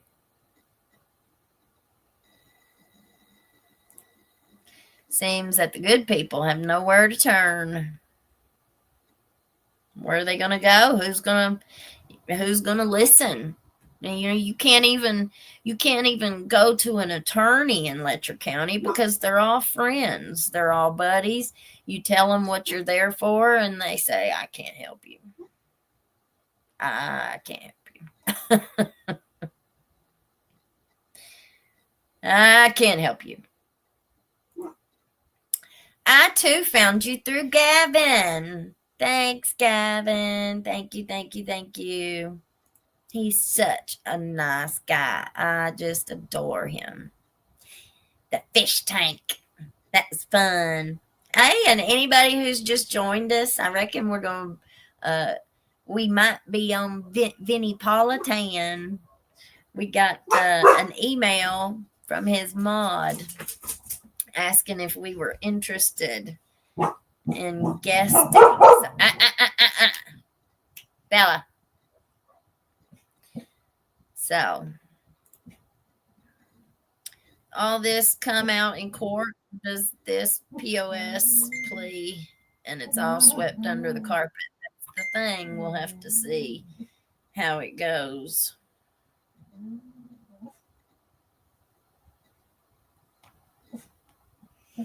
My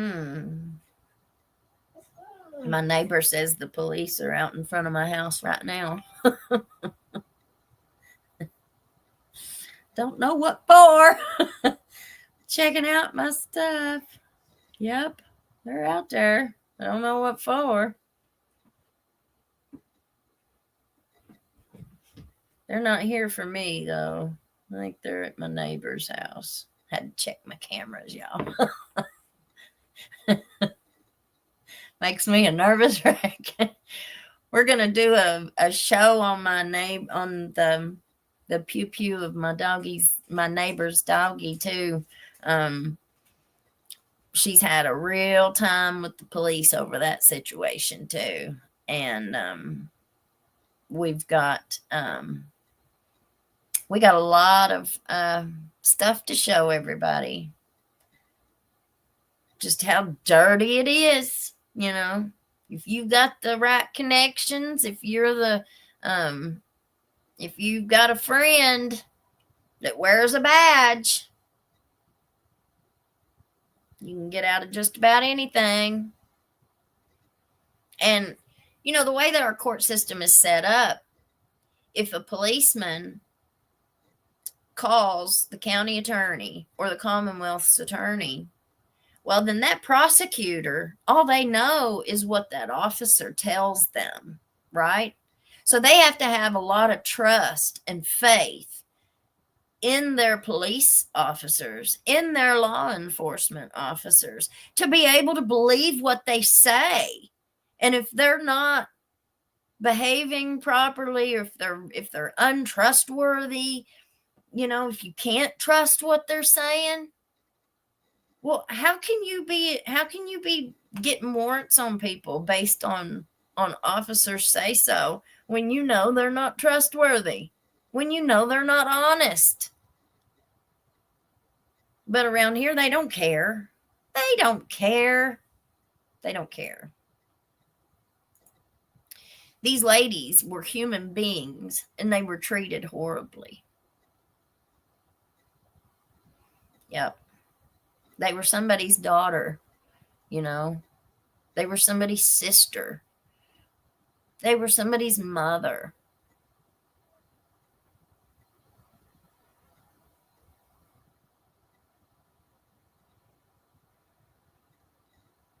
Oh, look there. Starboy glows. The prosecutor actually got a couple of raises while not showing up to court. That's interesting. I did not know that. But I'd sure like to look at some of those. And those are public records. You know, we can write in a request and ask for the pay stubs or the earnings of the Commonwealth attorney.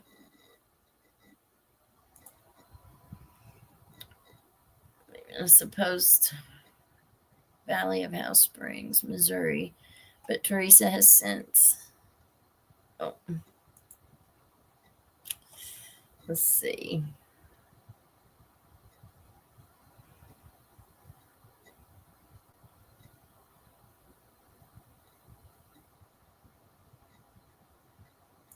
Think about all the affected people in all of this. The SA victims, the wives and families of the perpetrators, the wives and children of Stines and Mullins, etc. So sad. It is. It sure is. Thank you, Ada Shaw. Bless you, bless you, bless you.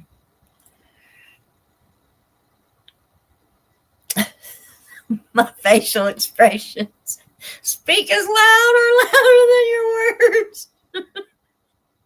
I just can't help it, y'all. Oh, I can't help it.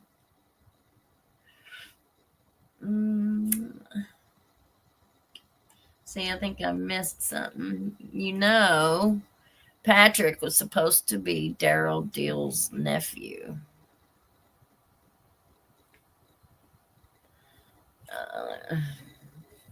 I did not know that.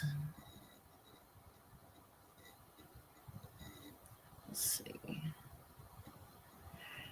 Hey, I learn all kinds of things from my viewers. Nepotism in the justice system, sense for reals, cops and judges. That's why lighter sentencing. Yep. Oh, yeah. Oh, yeah.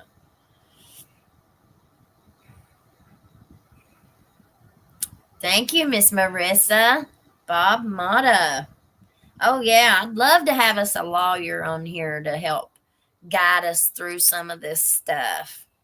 I know I said it the other night. My lawyer friend, whenever I was trying to figure out what I wanted to go to school for, and I was thinking about going to law school, and my lawyer friend told me that it would, be really hard as a single mom with 2 babies, and and he said there was 2 types of lawyers. One gets burnt out real fast because they wear their heart on their sleeve. They get so emotionally and mentally invested, personally invested in their cases. And then you have the other kind of lawyer whose main attraction to it is the argument, it's the money, it's the prestige, it's the power and the position. And they are usually very successful. And so I was older whenever I was going through making this decision. So I kind of went the other way because I was worried about my own mental health. So, if I try to go down that road, I just know me, and I know how upset I get at injustice. And I was afraid that it would be unhealthy for me. So I just went and got my master's in criminal justice instead of going to law school. And I'm glad. I'm glad that I did that. But so I'm not a lawyer. But I would love to have a lawyer come on to our show and answer some of the questions that we have on, just ethics. I would love to talk to an attorney about ethics and morals and values, because it doesn't seem like a whole lot of lawyers that we hear about, where are their ethics? Where are their morals? Where are their values? These are very important character flaws, I guess is the right word. Where I just shouldn't these be part of, shouldn't these things be criteria for being elected? I mean, just a little bit. With everything coming out and all the dirty laundry, I'm beginning to think I know why that old sheriff pew-pewed down the judge. I'm not so sure that I would have reacted differently. Yeah, but you also got to remember the sheriff was his bailiff for over 10 years before he ever became sheriff. And then he was sheriff for 6 years or 7 or something like that. And even though he had removed himself from the courtroom behind the courthouse at the sheriff's office, he was still over there every day. They were still eating lunch together. They were still big buddies. They were still very good friends. So, I and people probably get very upset with me for saying this, but if any of this dirt was going on, Mickey, in my opinion, Mickey knew it. He saw it with his own eyes. And with this investigation into Ben, look at it this way. In the documents, in the investigation reports that we read, the written ones, it says all through there that Edison Banks, he spoke to Edison Banks, and Edison Banks said that he had heard about some inappropriate relationships with Ben Fields, and so he wanted to guide Detective Easter to the Commonwealth's attorney's office, that they might have some more information for him. So then he spoke with whoever it was, Matt Butler or Michael Watts, I think is who it was. And Michael said that, he didn't know anything himself personally, but he thinks he should speak with the jailer, Bert. So then he goes and talks to Bert, and Bert says, yeah, I've got some things here for you. But none of these people, they all said they've heard this or whatever when the detective comes and interviews them. But why weren't they sending these things on up the ladder? You see what I'm saying? Like, once this other lawyer, this victim's lawyer, sent in the request for an investigation, and Mickey, it said that Mickey had all of his stuff once he had found out and heard about it. He had all this stuff written down. Well, none of this stuff was ever sent to the Attorney General's office. So everybody had heard about it, but nobody had done anything. Nobody had reported it until they started coming asking questions. And then all of a sudden they're like, oh, well, you might need to talk to this one because I think they might have some information. And that's kind of what they did. They just passed him right on down the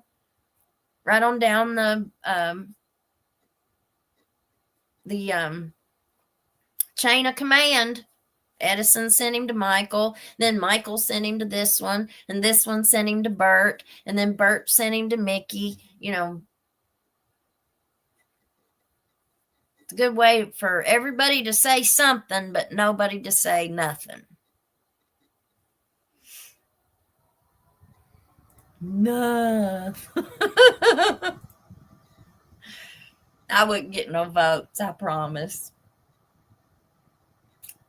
Let's see. Yeah. We got 3 big dogs and 4 cats, and they all needed homes. We're animal lovers. I believe Nikki. Oh.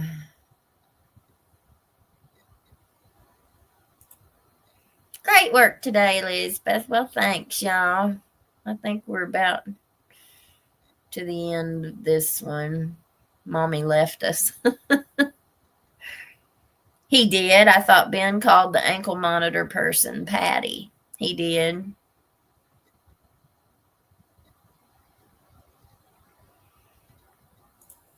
I think he took one for the whole team. I think so too. I think so too, because the way it looks like they didn't do any more investigating on anybody else. Looks like Ben's the only one that got investigated. I am shocked they get away with all this behavior. Catching up, but 2 children had their lives ruined, and he gets to stay home with no jail time. Yep.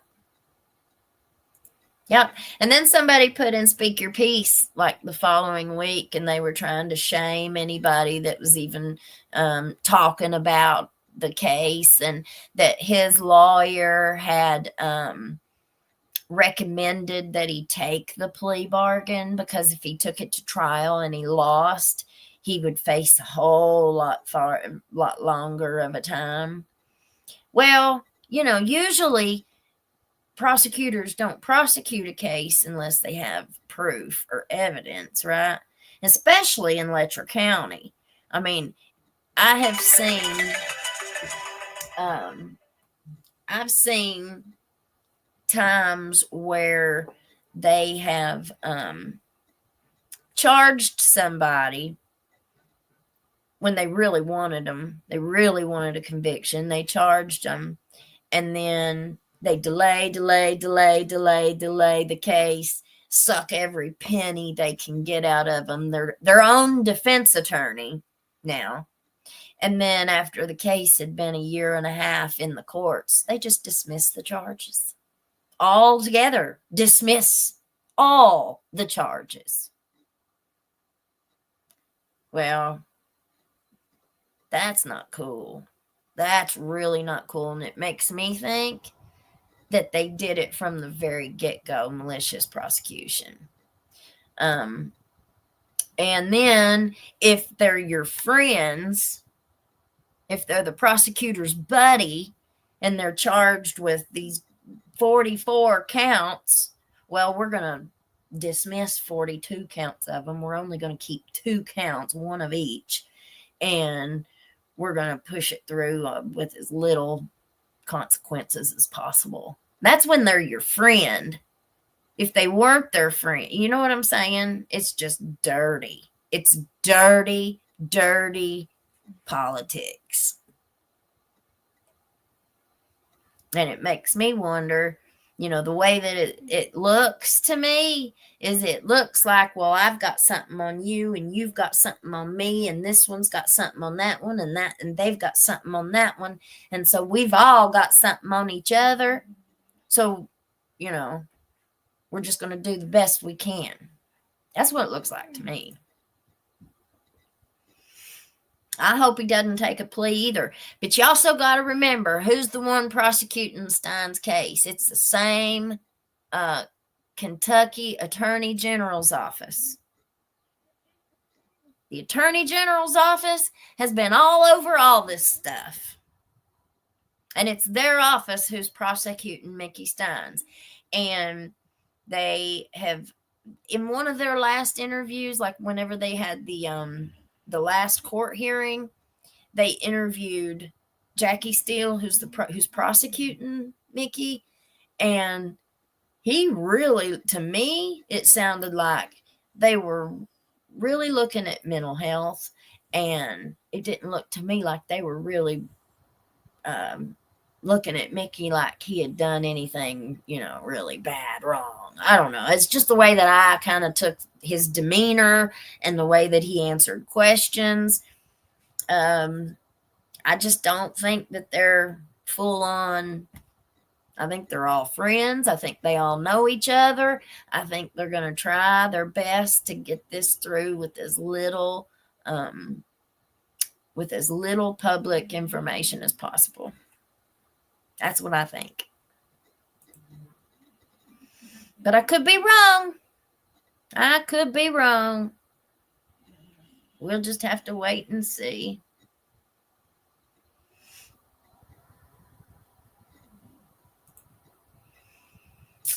Morals, values, ethics. Preach it.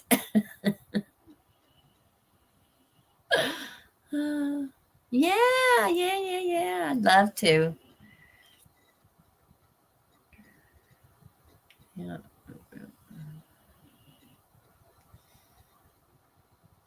I figured out, I don't know if any of y'all was here, but I couldn't figure out how to get the live chat on replay, and I finally figured it out. So after we get off of here, our live chat will be, I figured out how to hit the thing now, so people can go back and look at our chat too. Shame X too, but for Mickey personally, he didn't get anything solved either, and now he's just an unaliver.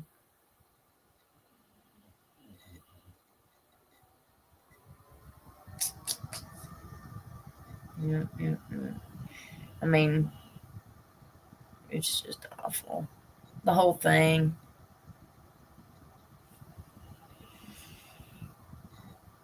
Okay, Ruby Rourke, watching from Kings Creek, Kentucky. We were just talking about Bill Meade, Miss Ruby, and the volunteer fire department up that way. All right, guys. It looks like that's about all for the comments that I see. Let's see.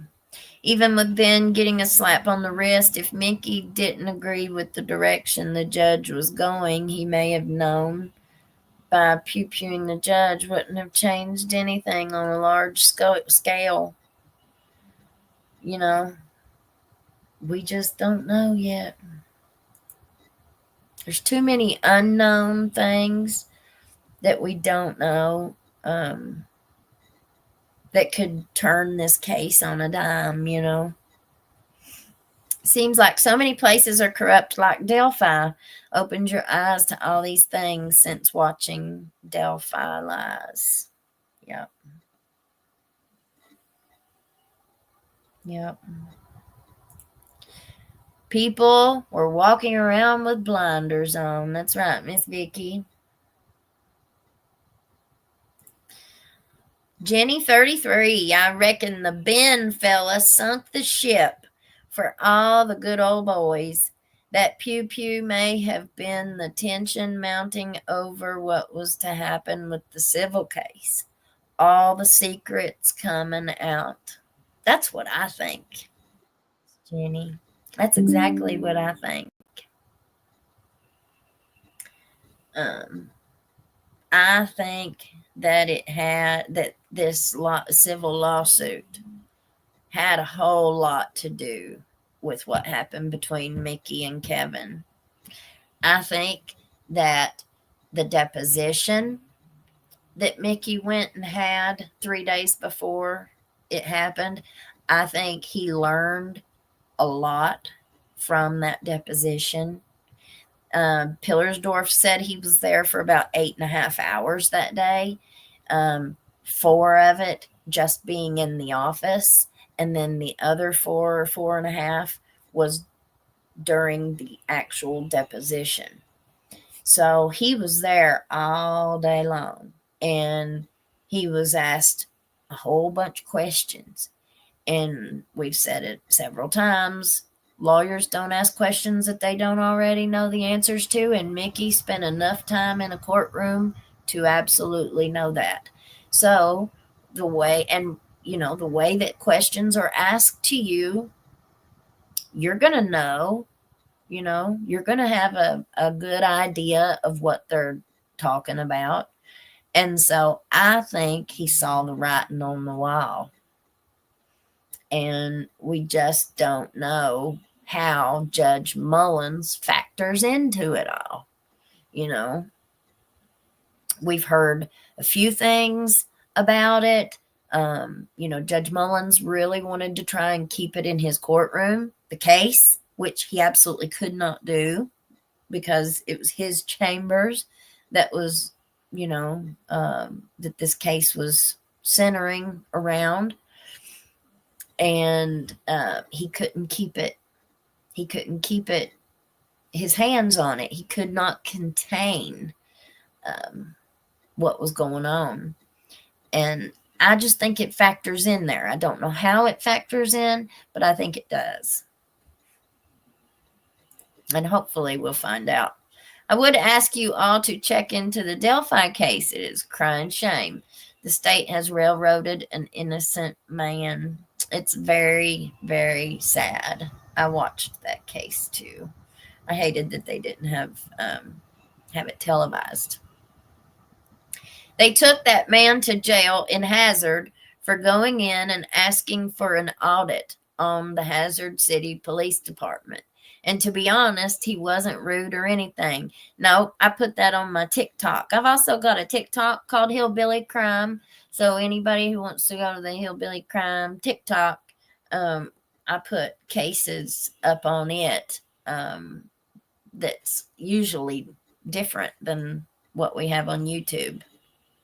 So check it out on TikTok. Judge Colby Smith and Officer Smith, I believe, are the same people in Burn Mills Courthouse, Jefferson County, Missouri.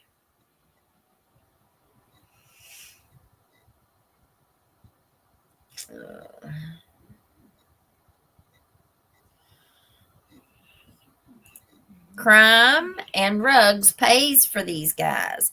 They're supposed to be the good guys, but it's in their interest to keep them in a cycle of misuse. I believe that too. I believe that too. All right, y'all. We've been on here over 2 hours. So I'm going to go ahead and end this one. We'll be back on tomorrow, of course. I might jump back on this evening and do another one, but we'll go ahead and close this one out for today. And thank you, everybody. Thank you for being here. Thank you for your comments. Thank you for viewing, watching. Thank you so much for your super stickers and your super chats. I appreciate it so much. We're going to eat this month. All right, y'all. You have a great rest of your day, and I'll see you next time, okay? Bye.